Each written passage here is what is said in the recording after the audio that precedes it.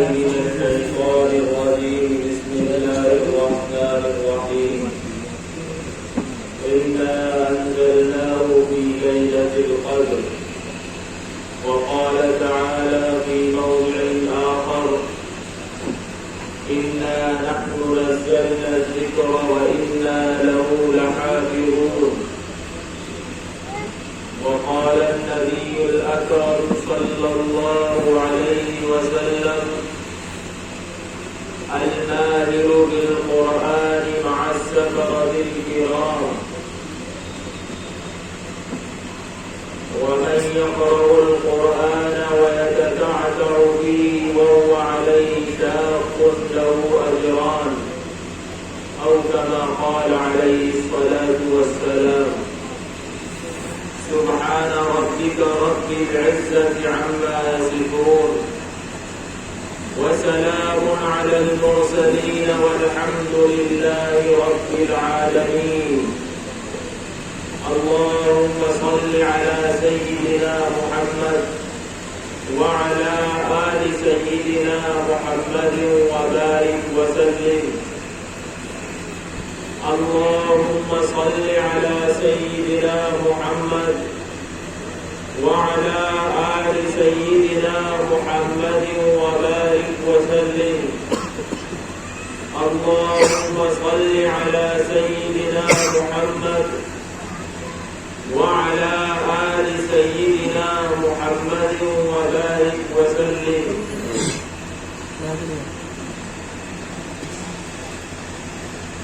میرے محترم بزرگوں، دوستوں اور ماؤں بہنوں، قبل اس کے کہ آپ کے سامنے دین کی کسی بات کو پیش کیا جائے، مناسب اور بہتر یہ ہے کہ ہم تمام کے تمام بارگاہ رسالت آپ صلی اللہ علیہ وسلم میں درود پاک کا نذرانہ پیش فرمائیں. اس لیے تمام حضرات، خواہ مرد ہوں یا عورت یا بچے، درود پاک پڑھ لیجیے. اللهم صل على سيدنا محمد وعلى آل سيدنا محمد وبارك وسلم. يا رب صل وسلم دائما أبدا على حبيبك خير الخلق كلهم. یہ جو اتنا بڑا پروگرام ماشاءاللہ منعقد کیا گیا، آپ کو معلوم ہے کہ اس کا سبب اور اس کی اہم وجہ وہ اس بچے کا قرآن کریم کو حفظ کر لینا ہے. قرآن کریم ایک ایسی کتاب ہے جس کے بارے میں اللہ تبارک و تعالی نے ارشاد فرمایا: انا نحن نزلنا الذکر وانا له لحافظون. کہ اے نبی، اس کلام پاک کو ہم ہی نے آپ کے سینے پر نازل کیا ہے اور ہم ہی اس کی حفاظت کرنے والے ہیں. اور روایات میں آتا ہے کہ جب جبریل عرش سے کلام الہی لے کر کے اللہ کے نبی کے پاس آتے تھے اور آپ کو کلام مبارک سنایا کرتے تھے اور آپ اسے دہرایا کرتے تھے، تو آپ کے ذہن میں یہ بات آتی تھی کہ کہیں ایسا نہ ہو کہ قرآن کا کچھ حصہ رہ جائے، میں یاد نہ کر سکوں. اللہ نے کہا کہ اے نبی، جلدی کرنے کی ضرورت نہیں، قرآن کو پڑھنے میں تیزی کی ضرورت نہیں، بلکہ ہم ہی اس قرآن کو آپ کے سینے میں اتاریں گے اور دل و دماغ میں پیوست کر دیں گے. ایک چھوٹا سا بچہ 12-13 سال جس کی عمر ہوگی، اللہ کا بہت کرم ہوا، اور صرف یہ کرم اس بچے کے ساتھ خاص نہیں بلکہ یہ کرم اس کے والدین پر ہوا، اس کے نانا، دادا، نانی اور دادی اور پردادی پر ہوا، اور جتنے پرخ گزر گئے، جتنے بڑی نسل والے گزر گئے، ان تمام پر اللہ کا یہ احسان ہوا کہ اللہ نے بچے کو حافظ قرآن بنا دیا. آپ کیا معمولی سمجھتے ہیں قرآن کریم کا بوجھ؟ ہم نے اور آپ نے قرآن کریم کو صرف اس حیثیت سے دیکھا کہ دو گتوں کے درمیان جو چند اوراق ہوتے ہیں اور چند صفحات ہوتے ہیں، یہی قرآن کریم ہے۔ کسی قرآن کریم کی کاپی کا وزن 250 گرام ہوگا، کسی کا ½ کلو ہوگا۔ ہم اور آپ الحمدللہ ثم الحمدللہ اس قرآن کریم کو سینے سے لگاتے ہیں، آنکھوں سے لگاتے ہیں اور بوسہ دیتے ہیں اور جزدان میں لپیٹ کر الماری میں رکھتے ہیں۔ لیکن کیا اللہ کے بندوں یہ بھی سوچا کہ ایک قرآن کریم وہ ہے کہ جس قرآن کریم کو ہم دیکھتے ہیں ہمیں نظر آتا ہے، اور ایک قرآن کریم یعنی اسی قرآن کی اصل روح وہ ہوتی ہے جو حافظ کے سینے میں موجود ہوتی ہے، جس کے بارے میں قرآن کریم اس طریقے سے ارشاد فرماتے ہیں کہ قرآن کریم میں اللہ تبارک و تعالی اس طریقے سے ارشاد فرماتے ہیں لو انزلنا هذا القرآن على جبل لرأيته خاشعا متصدعا من خشية الله۔ موبائل وہاں تھا، موبائل ہو گیا حاصل۔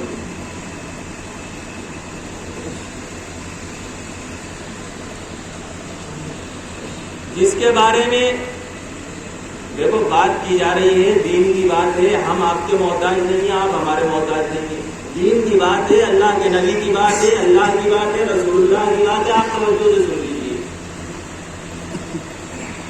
اللہ تبارک و تعالی نے ارشاد فرمایا کہ اگر ہم اس قرآن کو کسی پہاڑ پر نازل کرتے تو یہ قرآن جو ہمیں مختصر سا لگتا ہے، جسے ہم جزدان میں لپیٹ کر کے رکھ دیتے ہیں، جسے ہم الماری میں بند کر دیتے ہیں، جسے ہم طریقے سے رکھتے ہیں، اس کے بارے میں اللہ نے ارشاد فرمایا کہ اگر یہی قرآن اللہ تبارک و تعالی پہاڑوں پر نازل فرماتا تو پہاڑ اس قرآن کے بوجھ سے ریزہ ریزہ ہو جاتا۔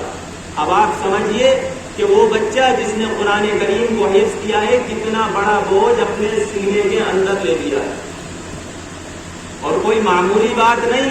قرآن کریم کو حفظ کرنا کوئی ایسا نہیں کہ کسی نے ناشتہ کر لیا، کھانا کھا لیا، بلکہ قرآن کریم کو حفظ کرنے کے لیے بچے کے والدین کو معلوم ہوگا، رشتہ داروں کو معلوم ہوگا کہ قرآن کریم کو اپنے سینے کے اندر بھی رکھنے کے لیے اور سینے میں جگہ دینے کے لیے کس قدر محنتیں بچہ کرتا ہے۔ مغرب بعد دیکھو تو قرآن کریم لے کر کے بیٹھا ہے، عشاء بعد دیکھو تو قرآن کریم لے کر کے بیٹھا ہے، اور اس سے آگے بڑھ کر فجر بعد دیکھو جس ٹائم پوری دنیا سوتی ہے اور چند اللہ کے بندے بیدار ہو کر اللہ کی مسجدوں میں جا کر سجدہ کرتے ہیں اور چند رکعت پڑھ کے مسجد سے نکلتے ہیں، کچھ تسبیحات اور تلاوت کرتے ہیں۔ ایسے موقع پر یہ بچہ اپنی نیند کو قربان کر کے اور اپنی تمام تر عیش کو قربان کر کے ماں باپ کے ساتھ سونے کو برباد کر کے اور سونے کو ترک کر کے یہ بچہ مسجد میں آتا ہے، مولانا صاحب کے پاس آتا ہے، حافظ صاحب کے پاس آتا ہے اور قرآن کریم یاد کرتا ہے، اور تقریباً 3 سال میں اپنے سینے میں قرآن کریم کو محفوظ کر لیتا ہے۔ یاد رکھیے ایسا اللہ کی خاص توفیق کے بغیر نہیں ہو سکتا۔ بے شک محنت بہت ہے اور بہت محنت کی۔ والدین کہتے ہیں کہ مولانا صاحب جب سے ہم نے یہ بچہ آپ کو دیا ہے قرآن کریم یاد کرنے کے لیے، میری تمنا ہے کہ میرا بچہ قرآن کریم یاد کرے، میں اس سے گھر کا سودا نہیں منگاتا، میں اس سے گوشت نہیں منگاتا، میں اس سے کسی کام کو نہیں کہتا۔ ہاں اگر یہ بچہ اتنی قربانی دیتا ہے اور اتنی قربانیاں پیش کرتا ہے تو اللہ کے نبی کی طرف سے اعلان ہو رہا ہے۔ کیا اعلان ہو رہا ہے؟ من حفظ القرآن وعمل بما فيه البس والداه تاجا يوم القيامة ضوءه احسن من ضوء الشمس۔ آپ ارشاد فرماتے ہیں کہ جس بچے کے والدین نے بھی قربانی پیش کی اور انہوں نے سب سے پہلے اپنے بچے کو دین کی تعلیم دی اور اپنے بچے کو قرآن کریم یاد کرایا، اس بچے کو صبح اٹھا کر کے مسجد بھیجا، دوپہر میں اس کا خیال رکھا، رات میں اس کی حفاظت کی اور بچے کی مختلف طریقوں سے بچے کی دیکھ بھال کرتے رہے۔ اب جب یہ بچہ قرآن کریم یاد کر لے گا تو قیامت کے دن اللہ تبارک و تعالی سب سے پہلے اس بچے کے والدین کو بلائے گا، اور والدین کو بلانے کے بعد البس والداہ تاجا یوم القیامہ، ایک تاج لایا جائے گا ایک بڑا سا تاج لایا جائے گا۔ اللہ کے نبی، کیا اس تاج کی چمک ایسی ہوگی جس طرح کے دنیا کے تاجوں کی چمک ہوتی ہے، یا دنیا کے تاج جس طرح روشنی ڈالتے ہیں اور جس طرح ان سے زور کرنیں پھوٹ رہی ہوتی ہیں، کیا ایسی روشنی ہوگی؟ اللہ کے نبی فرمانے لگے نہیں، اس کی روشنی ایسی نہیں ہوگی، بلکہ اس تاج کی روشنی سورج کی روشنی اور سورج کی کرنوں سے زیادہ ہوگی کہ بچے کے والدین کے سر پہ جب تاج رکھا جائے گا پوری دنیا انہیں کی طرف دیکھنے لگ جائے گی کہ انہوں نے کون سا ایسا نیک عمل کیا ہے کہ آج ان کے سر پر یہ تاج رکھا جا رہا ہے۔ اب آپ یہ سمجھ لیجیے کہ وہ والدین جنہوں نے بچے کے لیے قربانیاں پیش کی ہیں، خود یاد نہیں کیا بلکہ بچے کو یاد کروایا ہے، اس کی دیکھ بھال کی ہے، صبح اٹھا کر کے اسے بھیجا ہے، اس کو کھانے پینے کے لیے پیسے مہیا کیے ہیں، اس کو اچھا لباس مہیا کیا ہے۔ اللہ کے نبی فرماتے ہیں کہ ان والدین کا یہ انعام ہے۔ اب آپ سوچ لیجیے کہ بچے کا کیا انعام ہوگا؟ یہ تو والدین کو دیا جا رہا ہے اور بچے کا کیا انعام ہوگا؟ یہ قرآن کریم جو بچہ اپنے سینے میں محفوظ کرتا ہے، میرے بھائیوں، یہ قرآن کریم آج کل ہم سے اور آپ سے شکایت کرتا ہے۔ یہ قرآن کریم جو علماء کے سینے میں موجود ہے، جسے شوق سے لوگ نماز میں پڑھتے ہیں، جسے تراویح میں پڑھتے ہیں، جسے جگہ جگہ پڑھ کے سنایا جاتا ہے، آج وہ قرآن کریم مجھ سے اور آپ سے کچھ کہنا چاہتا ہے۔ وہ قرآن کریم مجھ سے اور آپ سے فریاد کرتا ہے۔ وہ قرآن کریم میرے اور آپ کے سامنے روتا اور گڑ گڑاتا ہے۔ وہ قرآن کریم اپنی جھولی پھیلا کر مجھ سے اور آپ سے کچھ مطالبات کرتا ہے، مجھ سے اور آپ سے کچھ مانگتا ہے کہ اے بندو، اے اللہ کو ماننے والو، اے رسول اللہ کو ماننے والو، اے صحابہ کا نام لینے والو، اے درود پاک کا نذرانہ پیش کرنے والو، ذرا میری بھی بات سنو۔ تم قرآن کریم کو چند بچوں کو یاد کراتے ہو، اللہ اتنا ثواب دیتا ہے۔ قرآن کریم کہتا ہے کوئی اللہ کا بندہ یہ نہ سمجھے کہ ہاں میں نے اپنے بچے کو قرآن پاک یاد کرا دیا، بے شک 100 مرتبہ مبارکباد ان والدین کو جن کے بچے نے قرآن پاک یاد کیا، 100 مرتبہ مبارکباد اس بچے کے رشتہ داروں کو، 100 مرتبہ نہیں 1000 مرتبہ مبارکباد اس بچے کو جس نے قرآن کریم یاد کیا۔ لیکن قرآن کریم والدین سے بھی گڑ گڑا کر کے کہہ رہا ہے، رشتہ داروں سے بھی کہہ رہا ہے، اور بچے کے ساتھ کھیلنے والے بچے کے دوستوں سے بھی کہہ رہا ہے کہ اے اللہ کے بندو، میرا کام صرف یہاں پر پورا نہیں ہو جاتا کہ میں تمہاری سفارش کروا دوں، میں تمہیں بخشوا دوں۔ اگر کوئی اللہ کا بندہ 40 سال کی عمر میں ہے، 30 سال کی عمر میں ہے، 50 سال کی عمر میں ہے، یا کوئی میری ماں بہن چاہے جتنی عمر کی ہو، کسی بھی عمر کی ہو، اگر وہ قرآن کریم یاد نہیں کر سکتی اور پورا اپنے سینے میں نہیں رکھ سکتی، قرآن یہ کہتا ہے، بلکہ قرآن میں اللہ فرماتا ہے اور اللہ تبارک و تعالیٰ اپنے نبی کی زبانیں فرماتا ہے، اگر پورا قرآن کریم یہ یاد نہیں کر سکتے تو کم سے کم چند سورتیں یاد کر لو، چند آیتیں یاد کر لو، آیتیں بھی نہ ہو سکیں چند الفاظ یاد کر لو۔ اللہ کے نبی، ہمیں چند الفاظ یاد کرنے سے کیا ملے گا؟ چند آیتیں قرآن کی یاد کریں گے ہمیں کیا فائدہ ہوگا؟ ہم قرآن کریم کی چند سورتیں یاد کریں گے ہمیں کیا ہوگا؟ اللہ کے نبی کے ارشاد کے موافق، آپ کے ارشادات کے مفہوم کی روشنی میں جس طرح آج اس بچے کو بخشوایا جا رہا ہے اور اس بچے کو کل قیامت کے دن بھی عزتیں ملیں گی، اگر کوئی اللہ کا بندہ اپنی محنت سے، اپنی کوشش سے روزانہ 24 گھنٹے میں سے کچھ وقت نکال کر اللہ کے کلام پر لگائے گا اور اللہ کے کلام کو یاد کرنے کی کوشش کرے گا، تو آپ ارشاد فرماتے ہیں کہ بندے کا انتقال ہوتا ہے، انتقال بھی ہو گیا، مر گیا، اب مرنے کے بعد لوگوں میں ہاکار مچ گئی، مسجد سے اعلان ہو رہا ہے کہ فلاں صاحب کا انتقال ہو گیا، فلاں حاجی جی کا انتقال ہو گیا، نماز جنازہ ظہر میں ادا کی جائے گی، ہاں یہ حاجی جی تھے، نماز بھی پڑھتے تھے اور اللہ کا کلام بھی کھول کر کے دیکھتے تھے۔ اللہ کے نبی کے ارشاد کے موافق آپ کے ارشادات کے مفہوم کی روشنی میں عرض کیا جا رہا ہے، ان حاجی جی کو نہلایا جاتا ہے۔ ہماری کوئی ماں بہن اگر ہوئی، حجن کو نہلایا جاتا ہے۔ نہلاتے وقت جب کفن دینے والے کفن رکھتے ہیں تو ایک چیز اس کے اندر داخل ہو جاتی ہے، لوگ جنازہ اٹھاتے ہیں، قبرستان تک لے جاتے ہیں، ایک یہ چیز جو ان کے سینے میں داخل ہوئی یہ ساتھ چل رہی ہوتی ہے۔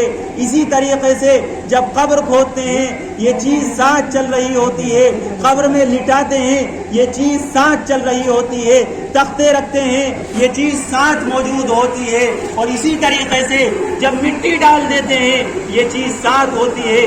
لوگ دعا کر کے اذان دے کر واپس آ جاتے ہیں۔ اب منکر نکیر آتے ہیں اور منکر نکیر آ کر آپ کو پتا ہے کیا سوال کرتے ہیں؟ منکر نکیر سوال کرتے ہیں، اے بندی بتا کہ تیرا رب کون ہے، تیرا رسول کون ہے اور تیرا دین کیا ہے؟ اے حاجی جی بتاؤ تم کس دین پہ آئے ہو، تم کس رسول کو ماننے والے ہو، کس نبی کی پیروی کرنے والے ہو؟ ایسے موقع پر منکر نکیر جب اپنے تمام تر حجب و وجاہ کے ساتھ اور رعب و جلال کے ساتھ سامنے آتے ہیں، یہی قرآن انسان کی شکل میں آ کر کے کھڑا ہو جاتا ہے اور کہتا ہے منکر نکیر سے، تمہیں سوال کرنے کی اجازت کس نے دی؟ تمہیں پتا نہیں یہ بندہ جس کا ابھی 2 گھنٹے پہلے انتقال ہوا تھا، صبح میں انتقال ہوا تھا، یہ تھکا ہوا ہے، تمہیں اجازت کس نے دے دی؟ وہ کہتے ہیں کہ ہمیں اجازت دی ہے، اللہ نے ہمیں بھیجا ہے، اور اللہ نے یہ کہا ہے کہ تم اس سے جا کر کے سوال کرو میرا بندہ کس طریقے پر زندگی گزار کے آیا ہے۔ اللہ کا قرآن یہ کہتا ہے میری بہنوں اور میرے بھائیوں میری بات پہ توجہ دینا، اپنی باتوں میں نہ لگنا۔ میں کچھ درد آپ کے سامنے رکھنا چاہتا ہوں، میں قرآن کریم کے آنسو آپ کے سامنے رکھنا چاہتا ہوں، میں قرآن کریم کا درد دل رکھنا چاہتا ہوں۔ سنو، قرآن رونے لگتا ہے، گڑ گڑانے لگتا ہے اور ان سے منع کرتا ہے اور کہتا ہے کہ تم رکو، میں ابھی اللہ کے پاس جاتا ہوں۔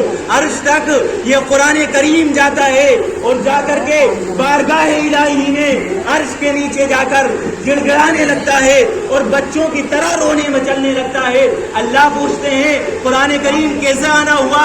اللہ آپ کو معلوم نہیں کہ ایک بندہ جو میری تلاوت کرتا تھا اور مجھے ہر نماز کے بعد کھول کر کے پڑھتا تھا، آپ کو معلوم نہیں کہ فلاں علاقے کی وہ اللہ کی بندی جو سر سے دوپٹہ باندھتی تھی اور قرآن کریم صبح میں لے کر کے بیٹھ جایا کرتی تھی، اس کے قرآن کریم کی تلاوت سے گلیاں منور ہوتی تھی اور گھروں میں چراغاں ہو جایا کرتا تھا، لوگ صبح میں گزرتے تھے، ارے کس بڑی بی کی آواز آ رہی ہے، کون سی بہن اللہ کا کلام پڑھ رہی ہے؟ صبح کے وقت شیطان دور ہو جایا کرتے تھے، شیطان چلے جایا کرتے تھے اور شیطان کہتے تھے اس بستی میں ہم نہیں رہ سکتے، اس بستی والوں کو دھوکہ نہیں دے سکتے۔ اللہ میں وہی قرآن ہوں، آج میری بندی آئی ہے، آج میرا پڑھنے والا آیا ہے، آج میری پڑھنے والی تیری بندی آئی ہے۔ اللہ منکر نکیر اسے جا کر کے ڈرا رہے ہیں، اس سے سوال و جواب کر رہے ہیں، اس سے جنت جہنم کے بارے میں معلوم کر رہے ہیں۔ اے اللہ یا تو مجھے اپنا کلام مان یا اس بندی کو بخش دے، اس بندے کو بخش دے۔ اللہ تبارک و تعالی ارشاد فرماتے ہیں اے کلام پاک جو تو نے کہا میں نے قبول کر لیا، جا میں نے اپنے اس بندے کی اور اپنی اس بندی کی مغفرت فرما دی۔ آپ یہ سمجھ لیجئے یہ کوئی معمولی چیز نہیں ہے۔ ہم یہ سمجھتے ہیں کہ قرآن کریم یاد کرنا حافظ جی کا کام ہے، مولانا کا کام ہے، میری مائیں بہنیں اس میں موجود ہیں، توجہ کرنا۔ آپ ماؤں بہنوں کو پریشانی رہتی ہوگی گھر کے مسائل سے، آپ کہتی ہوں گی کہ مجھے نند سے پریشانی اور نند کو بھابھی سے پریشانی، ساس کو بہو سے پریشانی، بہو کو ساس سے پریشانی۔ ارے اللہ کی بندی کیوں پریشان ہوتی ہے؟ اللہ کے کلام کو پڑھنا سیکھ۔ اگر پڑھنا نہیں آتا کسی ٹیچر کو لگا کر، کسی میم کو لگا کر، کسی ملانی کے پاس جا کر اللہ کے کلام کو پڑھ، اور جب تیرے آنسو نکلنے لگے جب ساس ظلم کرے یا بہو ساس پر ظلم کرے اور جب نند اور بھاوج میں لڑائی ہو، اللہ کے کلام کو کونے میں لے کر کے بیٹھ جانا اور اللہ کے کلام کو کھولنا اور اپنے آنسو اس پر گرا دینا. یقین جانیے گا اللہ تبارک و تعالی جو دعا تو کرے گی، جو مطالبہ تو کرے گی، جو بات تو اللہ سے کہے گی، اللہ سنے گا اور اسے پورا کرے گا. پریشانی میری بہنوں یہاں ہوتی ہے، ماں بہنوں میری بات توجہ سے سننا، آپ بڑی مقدار میں یہاں موجود، پریشانی وہاں ہوتی ہے جب میری بہن کسی سے پریشان ہوتی ہے، میری بھابھی اسے کوئی دکھ کرتا ہے، میری بھابھی اسے کوئی دکھ کرتا ہے، ساس بہو پر ظلم کرتی ہے، بہو ساس پر ظلم کرتی ہے. پریشانی اس وقت ہوتی ہے کہ ہم اپنی درخواست اللہ کے سامنے لے کر کے نہیں جاتے، اللہ کے کلام کو لے کر کے نہیں بیٹھتے. کاش کہ ایسا ہوتا، کچھ اللہ کی بندیاں موجود ہوتی. ایک دور ان بوڑھوں نے دیکھا ہوگا، ان سفید داڑھیوں والوں نے دیکھا ہوگا، جب یہ گلی سے گزرتے تھے اور فجر کے بعد کا وقت ہوتا تھا، اس موقع پر کچھ بڑی بھی ہوا کرتی تھی جن کی آوازیں آیا کرتی تھی، جو اللہ کا کلام پڑھتی تھی اور شیطانوں کو موقع نہیں ملتا تھا. روایات میں آتا ہے کہ جب کوئی اللہ کی بندی تجھے برکت مانگنی ہے اپنے شوہر کے رزق میں، اپنے رزق میں، اپنے کھانے پینے میں، اللہ کے کلام کو لے کے بیٹھ. تیری ٹینشن دور ہونی ہے، اللہ کے کلام کو لے کے بیٹھ. کوئی مصیبت ہٹانی ہے، اللہ کے کلام کو لے کے بیٹھ. بیمار ہو گئی ہے، اللہ کے کلام سے دم کرا. پریشان ہے، اللہ کے کلام سے پریشانی دور کرو. یہ اللہ کے نبی نے ایک روایت میں ہے، اللہ کے نبی کے ایک صحابی کھڑے ہیں اور اللہ اکبر کہہ کر نیت باندھ لیتے ہیں اور قرآن کریم پڑھنا شروع کرتے ہیں اور مگن ہو جاتے ہیں. قرآن کریم پڑھتے پڑھتے عجیب سا احساس ہوتا ہے کہ میں نماز میں ہوں اور ایک نور کی لڑی آسمان تک ہے. لیکن جیسے ہی قرآن کریم پڑھنا شروع کرتے ہیں، ان کے پاس میں جو گھوڑا کھڑا ہوتا ہے وہ بدکتا ہے، گھوڑا بدکتا ہے.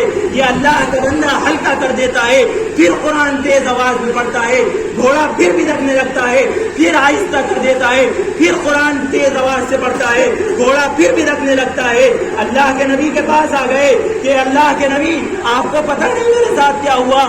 ہاں تیرے ساتھ یہی ہوا نا کہ تو قرآن پڑھ رہا تھا، ایک نور کی لڑی بن گئی تھی اور تیرا گھوڑا بار بار بدک رہا تھا. جی ہاں اللہ کے نبی یہی ہوا تھا. ارے اللہ کے بندے تجھے معلوم نہیں، جب تو قرآن پڑھ رہا تھا فرشتوں کو تجھ پہ رحم آ رہا تھا اور فرشتے عرش سے لے کر یہاں تک فرشتوں نے تانتا باندھ لیا تھا اور فرشتوں نے لائن لگا لی تھی کہ ہم بھی اس اللہ کے بندے کا دیدار کریں گے جو کہ اللہ کے کلام کو اس قدر عشق اور محبت کے ساتھ پڑھ رہا ہے. اللہ کا کلام معمولی نہیں ہے. میں نے اور آپ نے کیا سوچا؟ مولانا صاحب سے تعویذ لو، کام ختم. مولانا صاحب سے دم کرواؤ، کام ختم. مولانا صاحب سے درود پڑھواؤ، کام ختم. نہیں اللہ کے بندو، یہ قرآن جتنا مولانا صاحب کا ہے اتنا ہی آپ کا بھی ہے. یہ قرآن جتنا امام صاحب کا ہے اتنا ہی آپ کا بھی ہے. میں ماؤں بہنوں سے عرض کروں گا، تم بہت پریشان رہتی ہو، تم اپنے شکوے کرتی ہو، تمہارا شکوہ سننے والا کوئی نہیں ہوتا. تم اپنا درد، دل کا درد کس کے سامنے بیان کرو گی؟ دل کا درد سننے والا کوئی نہیں ہوتا. پریشان ہو جاتی ہیں. کتنی مائیں بہنیں ہوتی ہیں، روتی ہیں، گڑ گڑاتی ہیں، میں اپنے شوہر سے پریشان ہوں، کوئی کسی سے پریشان ہے. پھر دوبارہ عرض کر رہا ہوں، اللہ کی بندی ایک ہی شکل ہے. اللہ کے کلام کو لے کے بیٹھو، چند آنسو اس پہ گراؤ اور کسی کے سامنے بھیک مانگنے کی ضرورت نہیں، کسی سے محبتیں مانگنے کی ضرورت نہیں، کسی سے رشتہ داریاں طلب کرنے کی ضرورت نہیں. اللہ کے قرآن کو پکڑو اور اللہ کے سامنے ہاتھ پھیلا دو، جھولی پھیلا دو. اگر تو ماں ہے تو تیرے قدموں کے نیچے اللہ نے جب جنت رکھ دی تو سوال کرے گی اور اللہ سے دعا کرے گی. یہ بتاؤ اللہ تبارک و تعالیٰ کیسے قبول نہیں کرتا؟ اگر بیٹی ہے، اللہ کے نبی نے ارشاد فرمایا بیٹیوں کو پالنے میں بڑی فضیلت ہے، بیٹیاں جنت میں لے کے جائیں گی تو جنت میں لے جانے کا سبب بنتی ہے، اور اللہ کے قرآن کو کھول کے دیکھے گی، اللہ سے مانگے گی، اللہ سے سوال کرے گی کہ اللہ تیری بات نہیں سنیں گے؟ ہاں اللہ بات سنتا ہے، اللہ تمام کی درد کو سنتا ہے، اللہ سب کی باتوں کو سننے والا ہے، لیکن کوئی جھولی پھیلانے والا تو ہونا چاہیے، کوئی مانگنے والا تو ہونا چاہیے، کوئی اللہ کے سامنے آنسو بہانے والا تو ہونا چاہیے۔ اس لیے میری ماں بہنوں اور میں اپنے بھائیوں سے عرض کروں گا، بڑے ادب کے ساتھ عرض کروں گا، میرے بڑے اس میں موجود، میرے بھائی اس میں موجود، بہت اطمینان سے بہت ادب کے ساتھ عرض کروں گا، اللہ کے بندو اپنی زندگی کو قرآن کی طرف لاؤ، اپنی زندگی کو قرآن کی طرف لاؤ۔ میں نہیں کہتا، بار بار عرض کر رہا ہوں کہ پورا قرآن آپ پڑھیں، جتنا پڑھ سکتے ہیں ایک وقت تو مقرر کیجئے کہ 24 گھنٹے میں اللہ کا قرآن پڑھوں گا، یہ ساری ٹینشنیں انشاءاللہ ختم ہو جائیں گی، ساری فکریں ختم ہو جائیں گی، جو پریشانیاں ہیں کبھی اس کے پاس گھومتے ہو قرضہ لینے کے لیے، کبھی اس کے پاس جاتے ہو مجھے کام دے دو، میرے پاس روزگار نہیں ہے، میرے پاس جاب نہیں ہے، کیا اللہ کے نبی کا کلام آپ کو نظر نہیں آتا؟ اللہ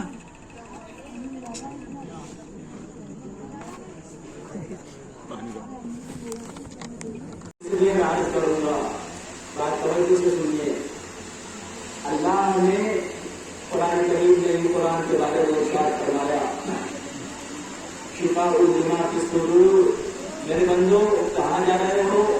غیروں کے در پہ بھیک مانگنے جاتے ہو، مجھے کہتے ہوئے شرم آتی ہے، ہماری بہت ساری بہنیں پنڈتوں کے پاس جا رہی ہیں، اور اس سے بھی بری خبر عرض کرنے کا دل نہیں چاہتا، بھنگیوں کے پاس، چمانوں کے پاس اپنی بیماریوں کا علاج کرانے کے لیے، اپنے دکھ درد دور کرنے کے لیے، اپنے آنسو گرانے کے لیے، نہیں، قرآن کہہ رہا ہے شفاء لما فی الصدور، جو اللہ کا بندہ اپنے قلب کو متوجہ کر کے اور دل کو ایک طرف کر کے قرآن کریم پڑھے گا، اللہ اسے تمام بیماریوں سے چھڑا دے گا، اللہ اسے تمام پریشانیاں اس کی دور کرے گا، کسی ایرے غیرے کے پاس جانے کی ضرورت نہیں۔ اپنا ایمان بیچ کے آتے ہو، اپنا ایمان بیچ کے مت آؤ، مرد ہو تو مسجد میں جاؤ اور الماری میں سے نکال کر اللہ کے نبی کا کلام پڑھو، عورت ہو تو اپنے گھر میں جو کلام پاک رکھا ہے اسے جس دان میں لپٹا مت رہنے دو، جس دان میں سے نکالو، آنکھوں سے لگاؤ، سینے پہ لگاؤ، اور اس کے بعد اسے پڑھنا شروع کرو۔ اللہ کا وعدہ ہے کہ اللہ تمام تر پریشانیاں دور کرے گا۔ اس قرآن کریم کو ہم نے ہلکے میں لے دیا، اس لیے اس عاجز نے شروع میں بات عرض کی تھی کہ اس قرآن کریم کا وزن اتنا ہے کہ اگر پہاڑوں پر اسے اتارا جاتا تو یہ ریزہ ریزہ ہوگا۔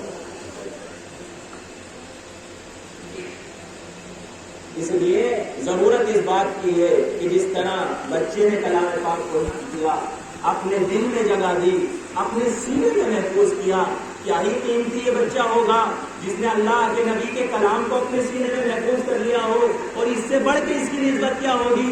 جس طرح اللہ کے نبی حافظ قرآن تھے اسی طرح یہ بچہ حافظ قرآن ہے، جس طرح اللہ کے نبی کا لباس تھا اسی طرح اس بچے کا لباس ہے، جس طرح اللہ کے نبی کی ٹوپی ہوا کرتی تھی، آپ سر پہ کچھ نہ کچھ رکھتے تھے، کبھی ٹوپی ہوتی تھی، کبھی امامہ ہوتا تھا، آج وہی بچہ موجود ہے، اللہ کے نبی کے طرز پر آپ کو قرآن پڑھ کے دکھائے گا، وہی لباس موجود ہے، گرچہ نبی موجود نہیں لیکن نبی کو ماننے والے آج بھی موجود ہیں۔ اور میں ایک بات عرض کروں گا، اپنی ماں بہنوں سے بہت توجہ کے ساتھ عرض کروں گا، دنیا میں کتنے پروں کے گنڈے ہو رہے ہیں، دنیا والے کتنے چیختے ہیں، چلاتے ہیں، باتیں بناتے ہیں، 10 طرح کے تانے کستے ہیں، طنز کستے ہیں۔ ہے میری بہن، کبھی تو نے غور نہ کیا کہ اس کی وجہ کیا ہے؟ گھروں میں لڑائیاں کیوں ہو رہی ہیں؟ گھروں میں نہ اتفاقیاں کیوں ہیں؟ آپس میں ایک دوسرے سے ہم الگ کیوں ہوئے جا رہے ہیں؟ کیا بات ہے؟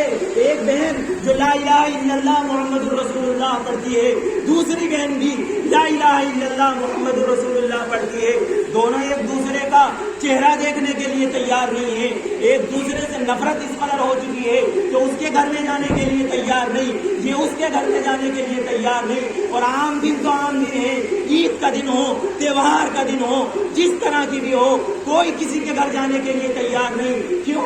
کہ ہمارا ان سے جھگڑا ہے، ہمارا ان سے جھگڑا ہے۔ ہم جب تک وہ معافی نہیں مانگے گی میں اس کے گھر نہیں جاؤں گی۔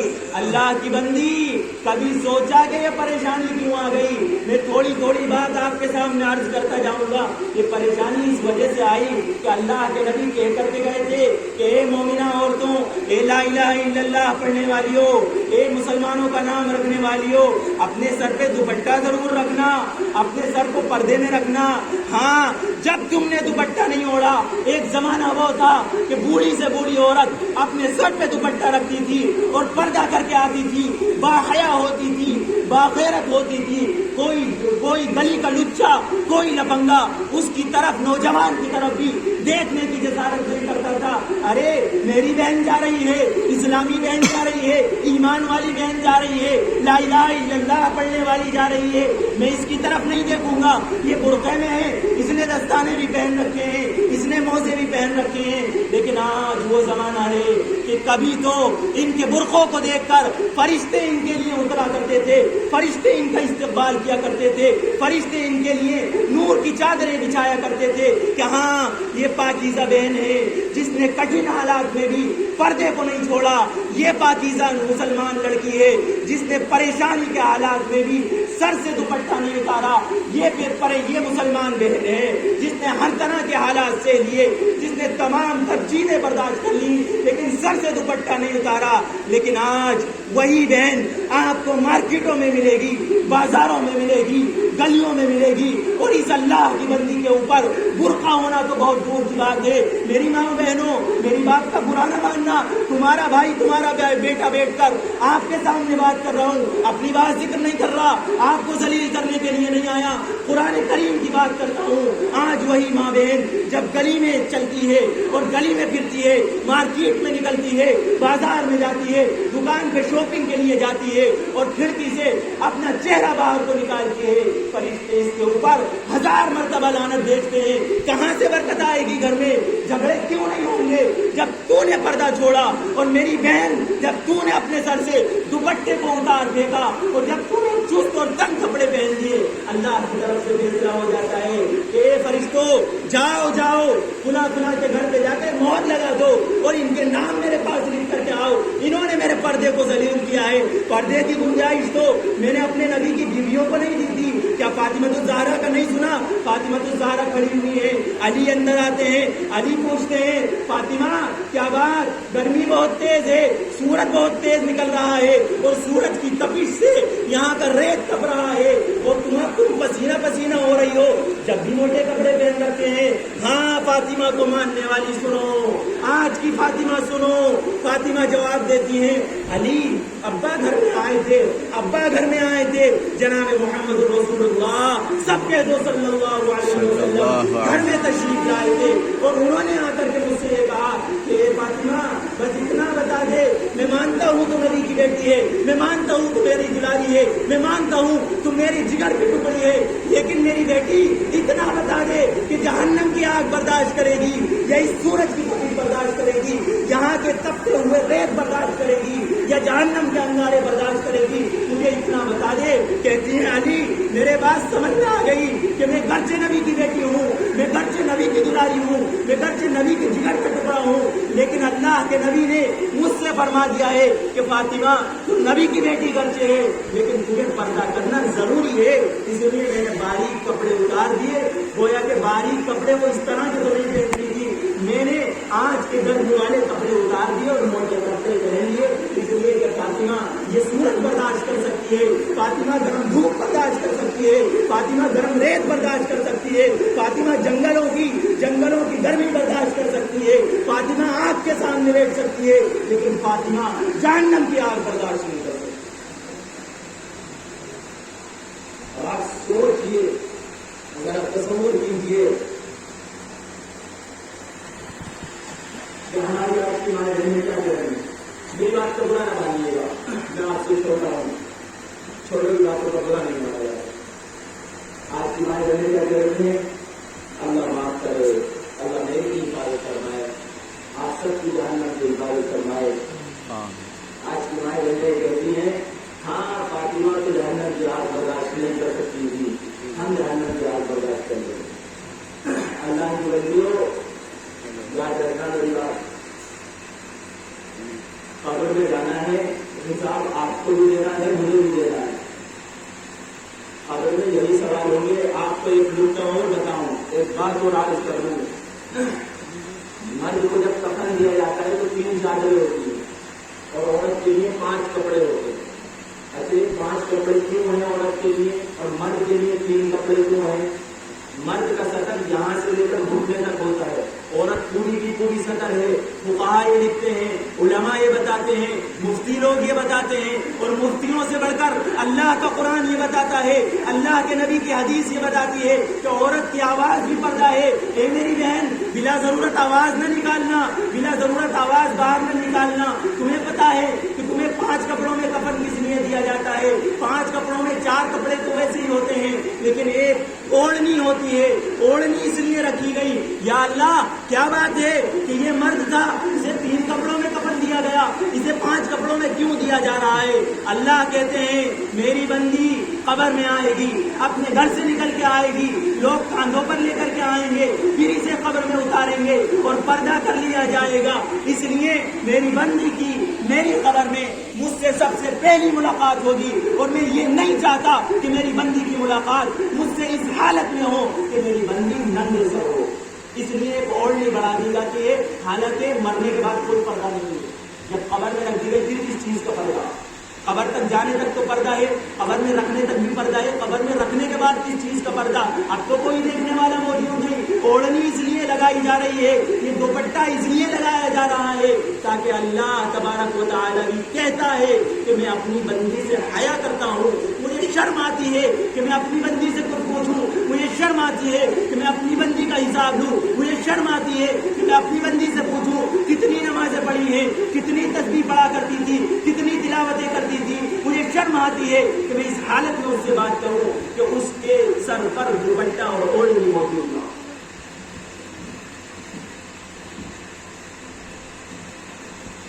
اس لیے توجہ دینے کی ضرورت ہے بات پر.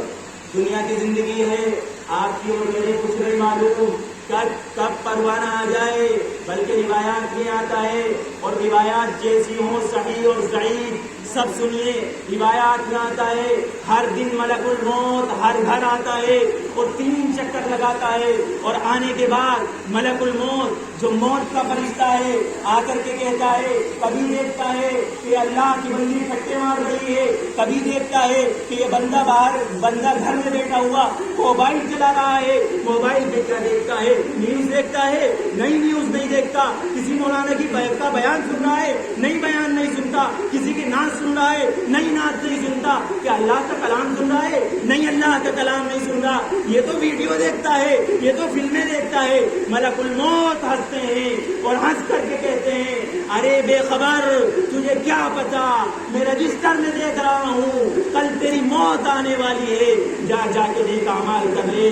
اے اللہ کی بندی، تو بے پردے کے پھر رہی ہے، تو تنگ کپڑوں میں پھر رہی ہے، تو باریک کپڑوں میں پھر رہی ہے، جا جا کے اپنے کپڑے بدل لے، ورنہ تجھے کل موت اس حالت میں آئے گی کہ تیرے کپڑے تنگ ہوں گے، چست ہوں گے، اور اللہ کے فرشتے تیری روح جب کھینچیں گے تو ڈنڈے مار مار کر روح نکالیں گے. یہ ہنسی کی بات نہیں ہے، میری بات توجہ سے سنیے گا. جب ملک الموت آتے ہیں، پر ملک الموت مومن بندے کی روح لینے کے لیے آتے ہیں اور مومن بندے کے پاس موجود ہوتے ہیں تو دیکھتے ہیں کہ مشک کا عطر لے کر کے آتے ہیں، خوشبوئیں لے کر کے آتے ہیں، گلدستے لے کر کے آتے ہیں، طرح طرح کے گفٹ اور ہدیے لے کر کے آتے ہیں، اور ایک بڑی لمبی قطار نورانی فرشتوں کی لے کر کے آتے ہیں. بندہ خوش ہوتا ہے، اچھا تم کون لوگ ہو، تم مجھ سے ملنے کے لیے آئے ہو. جب مومن بندہ ہوتا ہے، نیک بندہ ہوتا ہے، تو اس اللہ کے بندے سے ملا جاتا ہے اور اس کی روح نکال لی جاتی ہے، اسے زیادہ تکلیف نہیں ہوتی. لیکن اگر کوئی کافرہ عورت ہوتی ہے، کوئی منافقہ عورت ہوتی ہے، کوئی منافق مرد ہوتا ہے، اور کوئی بے عمل اور بد عمل ہوتا ہے، اللہ کے فرمان کی نافرمانی کرنے والا ہوتا ہے، اللہ کے حکموں کو اپنے جوتوں کے نیچے ملنے والی یا ملنے والا ہوتا ہے، تو اس وقت ملک الموت آتے ہیں. آپ نے دیکھا ہوگا کسی کی موت کی حالت دیکھی ہو، بیان نہیں کی جا سکتی. آپ نے دیکھا ہوگا کہ بندہ گھبرا جاتا ہے، ڈر جاتا ہے یہ کیا ہو رہا ہے، اب اسے دنیا نظر نہیں آ رہی، اب یہ دنیا چھوڑنا چاہتا ہے، اب اس کے سامنے فرشتے ہیں، کیسے فرشتے ہیں، اس کے سامنے نورانی فرشتے آئے تھے، اس بندے اور بندی کے سامنے جو نیک عمل کرتی تھی یا نیک عمل کرتا تھا، نورانی فرشتے آئے تھے، ادھر لے کر کے آئے تھے، ہدیہ لے کر کے آئے تھے، گفٹ لے کر کے آئے تھے، لیکن یہ جو بندی ہے، یہ جو بندہ ہے جس نے فلموں میں زندگی گزاری ہے، جس نے گانے سن کر کی زندگی گزاری ہے، جس نے پردہ نہیں کیا، اور یہ جو مرد ہے جس کو نماز کی توفیق نہیں ہوئی، میں معذرت کے ساتھ عرض کر رہا ہوں، میری باتوں کا برا نہ ماننا، بار بار کہہ رہا ہوں، چوٹ دل پہ ضرور لگے گی، جس نے نمازوں کی پابندی نہیں کی، جس نے اللہ کے کلام کو سال میں ایک مرتبہ دیکھنا تو دور کی بات ہے، زندگی بھر نہیں دیکھا کہ کیا یہ اللہ کا کلام ہے، مولانا صاحب کے کوئی ہاتھ میں کوئی کتاب دیکھی، مولانا صاحب کیا یہ قرآن پاک ہے، اللہ کے بندے تو مسلمان ہے، تجھے پتہ ہونا چاہیے تھا یہ اللہ کا کلام ہے، یہ خدا کا کلام ہے۔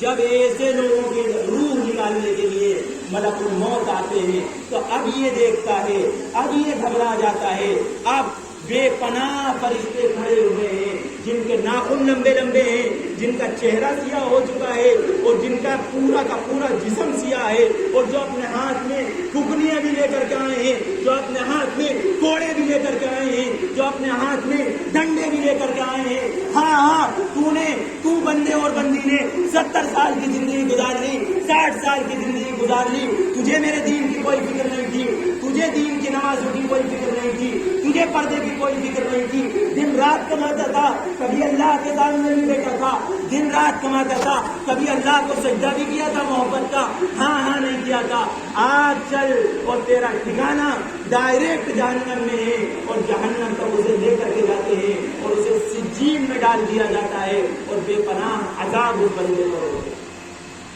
روح نکلنے میں پریشانی ہوتی ہے، طرح طرح سے عذاب ہوتے ہیں۔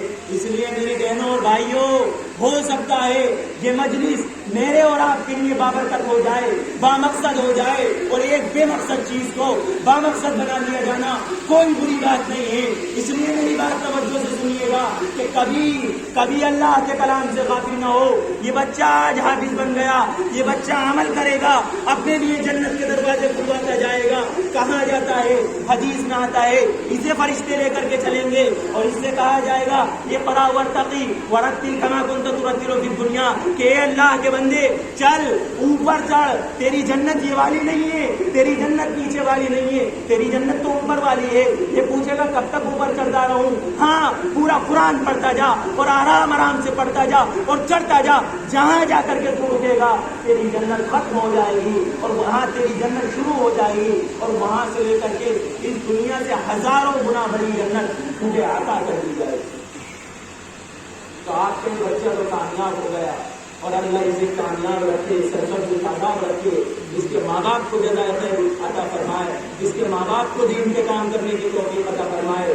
لیکن میرا عزیزو، مسئلہ میرا بھی ہے، مسئلہ آپ کا بھی ہے۔ میں تو قرآن کریم کا حافظ نہیں، آپ تو قرآن کریم کے حافظ نہیں، آپ کو اور مجھے کچھ تو توجہ کرنی پڑے گی۔ کیا بات ہے، ایک 13 سال کا بچہ قرآن کو رٹ کے پٹائیاں کھا کر، استاد کی ڈانٹے سے کر، استاد کی ڈپٹ برداشت کر کے قرآن کریم نہ ہو تو لوگ فرشتے اسی بچے کو لا کر کے کھڑا کر دیں کہ دیکھو یہی 13 سال کا بچہ تھا، تمہارے ہی تو خاندان کا تھا، تمہاری ہی تو بستی کا تھا، تمہارے ہی تو علاقے کا تھا۔ یہ بچہ جب قرآن کریم پورا کا پورا اپنے سینے میں محفوظ کر سکتا ہے، کیا آج بھی آپ سے یہ نہیں ہوا تھا کہ آپ 5 آیتیں یاد کر لیتے؟ کیا آپ 5 سورتیں یاد نہیں کر سکتی تھی؟ کیا حجن آپ سے 5 سورتیں یاد نہیں ہوئی؟ آپ صبح بڑے بات نہیں پڑھ سکتی تھی؟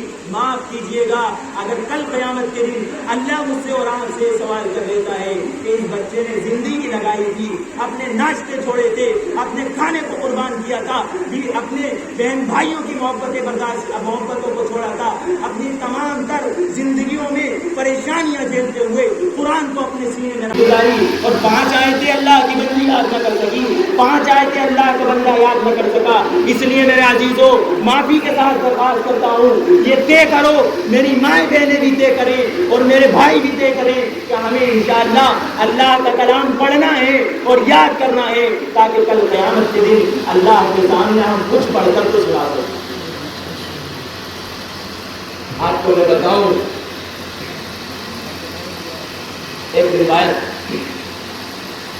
کے دن کوئی بندہ یا بندی بڑے پریشان حالت میں آئیں گے اور پریشان حالت میں آ کر ادھر ادھر دیکھ رہے ہوگا. آپ کو پتا ہوگا کہ ایسا ہوگا کہ سورج بہت ہی قریب ہوگا, لوگ اپنے گناہوں کی وجہ سے پسلیوں میں ڈوبے ہوں گے, ہر آدمی پریشان ہوگا. قرآن اسے اس طریقے سے تعبیر کرتا ہے یوم یفر المرء من اخیہ وامہ وابیہ وصاحبتہ وبنیہ.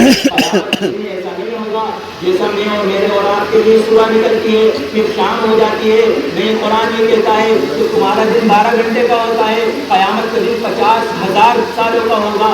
اور قرآن بیان کرتا ہے قیامت کا دن بہت ہی بڑا ہوگا, وہ نہ ختم ہونے والا دن ہوگا. قیامت کا دن آسانی سے ختم نہیں ہو جائے گا. اس قیامت کے دن جس دن ہر آدمی پریشان ہوگا, بلکہ بعض روایات میں آتا ہے نبی بھی پریشان ہوں گے.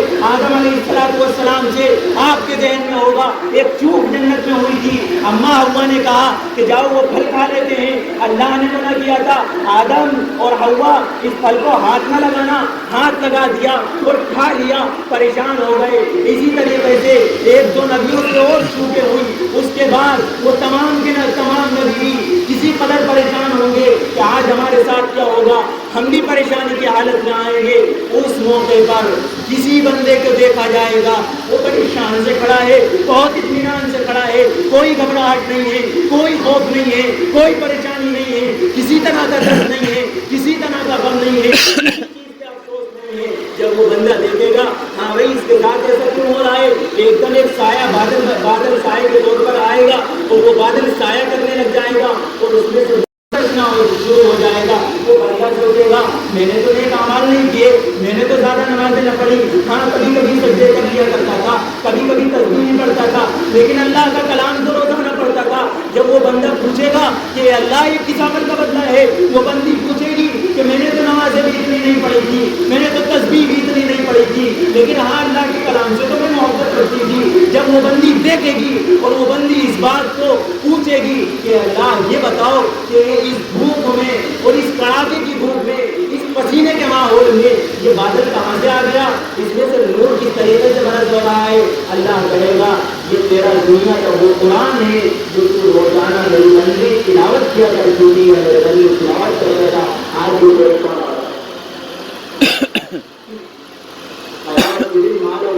دولت کام نہیں آئے گی. ہاں ہم یہاں پہ رہ لیتے ہیں, اس بات پہ رہتے ہیں, میرے ساتھ رہتے ہیں, ہاں آ کر کے دکھا میدان میں میرے پاس اتنا دولت اتنی دولت ہے, پولیس میرے کنٹرول میں ہے, میرے اس سے بھی تعلقات ہیں, اس سے بھی تعلقات ہیں. تو نے ہماری طاقت کو نہیں پہچانا, تو نے کسی اور کو للکار دیا ہے, تو نے کئی لوگوں کو غلط کہا ہوگا, لیکن تو نے اب ہم سے ٹکر لی ہے, اس لیے اب تو بچ کے جانے والا نہیں. ہاں ہاں کل قیامت کے دن یہ نہیں چلے گا. کل قیامت کے دن کے بارے میں قرآن کہتا ہے یوم یفر المرء من اخیہ, جس بھائی پہ تو آج دنیا میں فخر کرتا ہے وہ بھائی الگ ہو کر کے بھاگے گا, اور بھاگے گا, پھر بیوی بھاگے گی, بچے بھاگیں گے, سب الگ ہو جائیں گے. یہ الگ کیوں ہو رہے ہیں, یہ کہہ رہے ہیں بھائی میں تمہارے کام نہیں آ سکتا, بیوی کہتی ہے سرتاج میں آپ کے کام نہیں آ سکتی, شوہر کہہ رہا ہے ارے میں تیرے کام نہیں آ سکتا. یہی ہو رہا ہے, کیوں کہ آج سب کو اپنے اعمال کی فکر ہے, اور جن لوگوں کے ساتھ لوگ گھومتے ہیں, جن سہیلیوں کے ساتھ عورتیں گھومتی ہیں کندھے میں کندھا ڈال کر, اور سہیلیوں کی طرح گھومتی ہیں, دوستوں کے ساتھ گھومتی ہیں, اگر سب دیندار ہیں تو بہت مبارک, 100 بار مبارک. اگر دیندار نہیں ہے اور اگر دین کو ماننے والے نہیں ہیں, قرآن کہتے ہیں کہ دنیا میں کہتا ہے اے میرے دوست تیرے اوپر تو جان نشاور کیسی باتیں کر رہا ہے, ہمیں بتا کوئی مسئلہ ہو, ہمیں فون کرنا, ہمیں کانٹیکٹ کرنا, ہم تیرا ساتھ دیں گے. قیامت کے دن انہیں دکھایا جائے گا, آپس میں ایک کا چہرہ دوسرے کے ساتھ میں کیا جائے گا, پہچانیں گے نہیں, ایک دوسرے کا انکار کر دیں گے. ہاں بھائی تم راشد بھائی ہو, میں عمر ہوں, نانا میں نہیں جانتا, مجھے اپنی فکر ہے, تو اپنی فکر کر, میں اپنے جنت میں جانا چاہتا ہوں, میں جہنم کے عذاب سے بچنا چاہتا ہوں. آج کا عذاب بہت سخت ہے اور آج کی قبر بہت سخت ہے.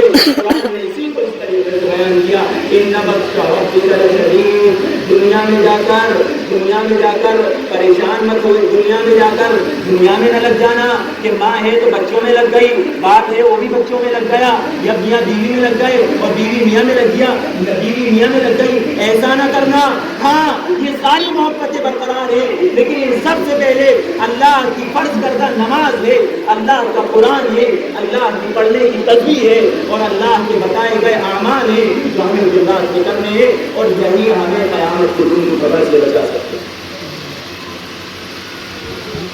بہرحال یہ چند باتیں آپ کے سامنے عرض کی گئی، باتیں بتانے کی بہت کی ہیں، تو اس سے بتا کر کے میں ختم کرتا ہوں۔ آپ نے سنا ہوگا ہارون رشید کی ایک بیوی تھی، ان کا نام تھا زبیدہ۔ وہ جہاں جاتے تھے حج کرنے والے، تو انہیں بیچ میں پانی کی ضرورت پڑا کرتی تھی، انہوں نے بے پناہ یہ سمجھ لیجیے آج کے حساب سے کروڑوں روپیہ خرچ کر کے ایک نہر بنوائی تھی، جسے نہر زبیدہ کہا جاتا ہے، بہت بڑی نہر بنوائی اس اللہ کے ذریعے۔ جب ان کا انتقال ہو گیا تو انتقال کے بعد جب ان کا انتقال ہو گیا، ادھر متوجہ رہے تو ادھر متوجہ رہے، جب ان کا انتقال ہو گیا تو انتقال کے بعد کسی نے خواب میں دیکھا اور پوچھا کہ زبیدہ تم نے تو بہت بڑی نہر بنوائی، تو تمہاری ہوئی مخصوص ہو گئی ہوگی؟ کہنے لگی کہ میں اللہ وہاں پیش کی گئی اور میری روح نکال کر کے فرشتوں نے اللہ کے سامنے جب رکھی اور میں کھڑی کی گئی تو مجھے تو